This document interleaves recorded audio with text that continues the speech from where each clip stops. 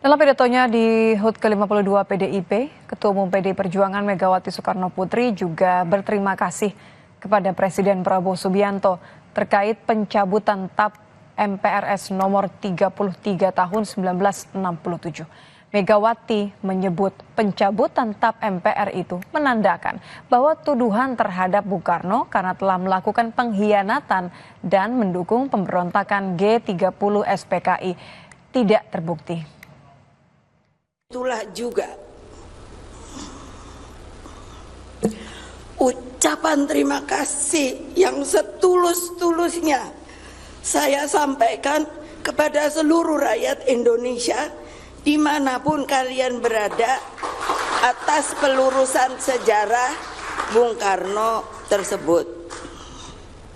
Ucapan terima kasih juga saya sampaikan kepada Presiden Prabowo Subianto yang telah merespon surat pimpinan MPR RI terkait tindak lanjut pemulihan nama baik dan hak-hak Bung Karno sebagai Presiden Republik Indonesia pertama.